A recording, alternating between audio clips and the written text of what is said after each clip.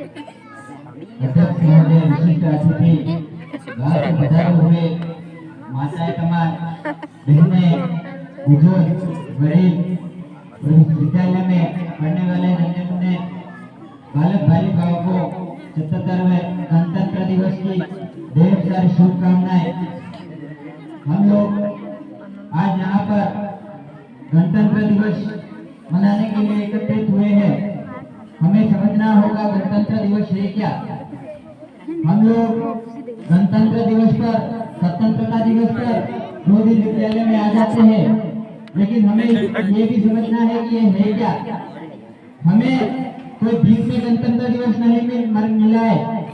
गणतंत्र को प्राप्त करने के लिए कई वीर शहीद हो गए, कई कुर्बान हो गए, लेकिन हम लोगों को ये देखे गए, हम नहीं समझ पाए। हम लोग इसका गलत इस्तेमाल करते हैं। जो अधिकार मिला हुआ, हमको अधिकार मिले हुए संविधान के तहत उन अधिकारों का पालन नहीं हो रहा है। हमें संविधान को समझना होगा, पढ़ना होगा, उसके अंदर हमारे लिए क्या अधिकार है, क्या विशेषता है, हमें समझना होगा। हम लोग आ जाते हैं यहाँ पर, हमारे बच्चों पर ध्यान नहीं देते हैं। सुबह 6 घंटे विद्यालय में बच्चा रहता है, उसके बाद 18 घंटे अपने पेरेंट्स के पास रहता है। क्या करता है वो? विद्यालय घर से निकलता है बैग उठाकर और यहाँ से समय होते वापस चला जाता है। उसके रास्ते में क्या हो रहा है वो भी हमें ध्यान देना होगा। और मैं बात करना चाहता हूँ कि जो हमारे धीरे धीरे अधिकार है वो खत्म होते जा रहे हैं।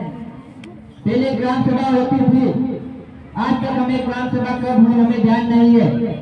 हम लोग, हमारी ग्राम सभा नहीं होगी तो सरकार की क्या योजना है, बच्चों के लिए क्या योजना है, उसकी जानकारी हमें कहां से प्राप्त होगी जब ग्राम सभा ही नहीं हो रही है। बिना ग्राम सभा के हमें योजना का पता नहीं चलेगा। पहले होता था, हमें नहीं पता, लेकिन हम सुनते हैं, बड़े बुजुर्गों के पास बैठते हैं कि बिना इजाजत के पुलिस प्रशासन किसी को गांव से उठाकर नहीं ले जाते थे। जो गांव का मुखिया होता था उसको बिना पूछे। लेकिन आज 2 भाइयों का झगड़ा होता है, एक को पता ही नहीं रहता है कब आकर पुलिस उठा के ले जाती है। ये व्यवस्था कहाँ से खत्म हुई, ये भी समझना है। लोकतंत्र, जो हम एक लोकतंत्र है, उसका हमें सही इस्तेमाल करना होगा। लोकतंत्र को समझना होगा। इंसान और मुर्गे में कोई फर्क नहीं है। मुर्गा ताकतवर है इंसान से, क्योंकि इंसान को भी खरीदा जा रहा है आज के समय में। मुर्गे की कीमत 500 रुपए होती है, लेकिन इंसान की कीमत 170 होती है। ये समझना है हमें लोकतंत्र का सही इस्तेमाल करना है।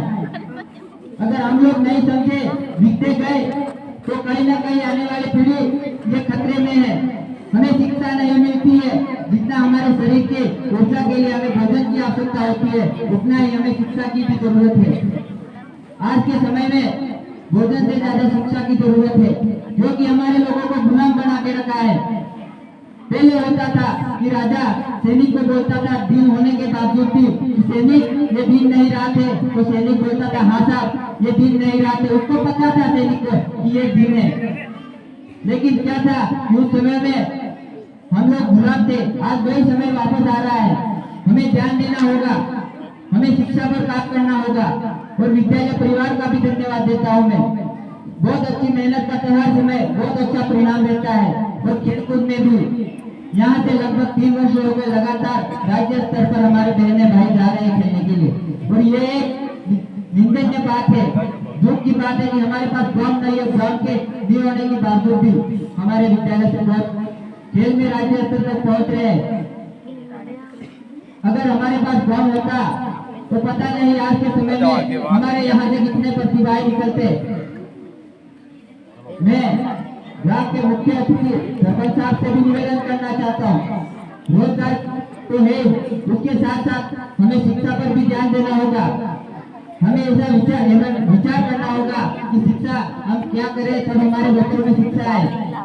कई सारे बच्चे ऐसे जहाँ तक शिक्षा नहीं पहुँची है, हमें शिक्षा भेजनी होगी घर घर। अगर हमारे पास शिक्षा होगी तो हम किसी से कमजोर नहीं है। कोई इंसान ताकतवर नहीं है, शिक्षा ताकतवर है। अगर हमारे पास शिक्षा होगी तो हम अपने आप ताकतवर में बन जाएंगे। और समय का अभाव है, मैं इसी के साथ मेरे शब्दों को विराम देता हूँ। धन्यवाद। जय हिंद, जय भारत।